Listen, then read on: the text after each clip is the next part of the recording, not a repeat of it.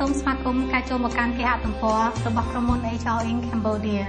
លោកអ្នកកំពុងតែសិក្សាអំពីអ្វីទៅដែលហៅថាប្រវត្តិរូបសង្ខេបនិងលិខិតអមបាននិយាយឲ្យខ្លីប្រវត្តិរូបសង្ខេបគឺជាតំណាងដ៏សំខាន់របស់អ្នក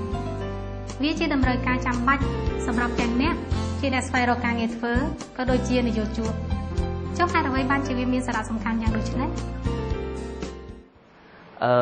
សំខាន់សម្រាប់ការរក CV គឺខ្លីហើយច្បាស់លាស់ format ឲ្យបានស្អាតចំពោះ CV វិញក៏ចាំបាច់ត្រូវមានព័ត៌មានប្រវត្តិនៃការសិក្សានិងប្រវត្តិនៃការធ្វើការហ្នឹងឲ្យបានច្បាស់លាស់ដូចជាថ្ងៃខែអីចឹងធ្វើម៉េចឲ្យវាមានតាមលំដាប់ដោយមកកុំឲ្យដូចតែវា flu វាអត់ច្បាស់ថ្ងៃខែអញ្ចឹងពីក្រុមហ៊ុនមួយទៅក្រុមហ៊ុនឲ្យច្បាស់ត្រូវចងចាំថាមិនមែនមានតែអ្នកម្នាក់ទេប៉ុន្តែមានមនុស្សជាច្រើនអ្នកទៀតដែលកំពុងតែស្វែងរកការងារធ្វើដូចអ្នកដែរដូច្នេះជាចាំបាច់ណាស់អ្នកត្រូវតែស្វែងយល់ឲ្យបានច្បាស់ថាតើអ្វីទៅជាចំណាប់អារម្មណ៍ដំបូងរបស់នយោជកមកលើបេក្ខភាពរបស់អ្នកតើអ្នកគួរបង្ហាញភាពខ្លាំងរបស់អ្នកដូចម្តេចនៅក្នុងប្រវត្តិរូបសង្ខេបដើម្បីឲ្យនយោជកគាត់មានចំណាប់អារម្មណ៍ចង់ជួបសម្ភារអ្នកប្រវត្តិរូបសង្ខេបគឺជាលិខិតរៀបរាប់លម្អិតពីព័ត៌មានរបស់អ្នកដើម្បីឲ្យនយោជកធ្វើការវិតម្លៃទៅលើបេក្ខភាពសម្រាប់ការងារជាក់លាក់ណាមួយព័ត៌មានលម្អិតសំខាន់ទាំងនោះរួមមានព័ត៌មានផ្ទាល់ខ្លួនប្រវត្តិការសិក្សាប្រវត្តិការងារនិងឈ្មោះរបស់អ្នកធានាប្រវត្តិរូបសង្ខេបដែលមានលក្ខណៈត្រឹមត្រូវច្បាស់លាស់ល្អ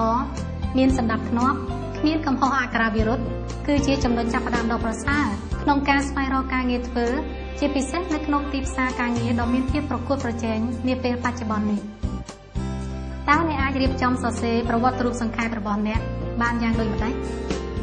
អ្នកអាចប្រើគំរូលំដាប់លំដោយដូចខាងក្រោមដើម្បីសរសេរប្រវត្តិរូបសង្ខេបរបស់អ្នកទី1ព័ត៌មានផ្ទាល់ខ្លួនដែលក្នុងនោះរួមមានឈ្មោះពេញរបស់អ្នកថ្ងៃខែឆ្នាំកំណើតអាសយដ្ឋានបច្ចុប្បន្នលេខទំនាក់ទំនងនិងអាសយដ្ឋានអ៊ីមែលទី2ប្រវត្តិការសិក្សាក្នុងនោះអ្នកត្រូវបញ្ជាក់ឲ្យបានច្បាស់ពីខែឆ្នាំចាប់ផ្ដើមនិងបញ្ចប់សញ្ញាបត្រដែលបានទទួលឈ្មោះនិងទីតាំងរបស់សាលាទី3ប្រវត្តិការងារ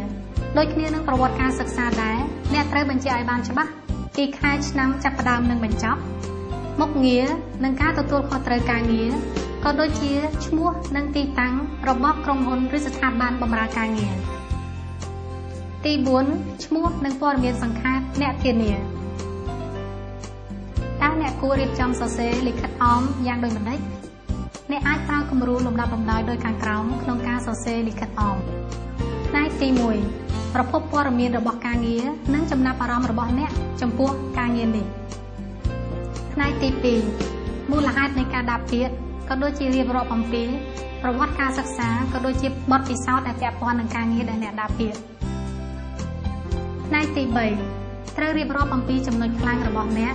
ដែលរួមមានបុគ្គលិកលក្ខណៈជំនាញភាសាបរទេសដែលចាំបាច់សម្រាប់បំពេញការងារនេះជាចុងក្រោយ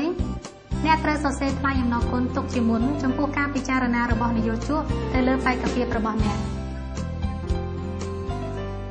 សរុបសេចក្តីមកប្រវត្តិរូបសង្ខេបនិងលិខិតអមគឺជាឯកសារដ៏សំខាន់ក្នុងការស្វែងរកការងារធ្វើ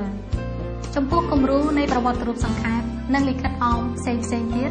លោកអ្នកអាចស្វែងរកបាននៅក្នុងគេហទំព័ររបស់យើងខ្ញុំ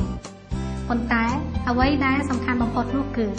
អ្នកមិនត្រូវប្រើប្រវត្តិរូបសង្ខេបនិងលិខិតអមតែមួយក្នុងការដាក់ពាក្យសុំបម្រើការងារផ្សេងគ្នាឡើយសូមអរគុណ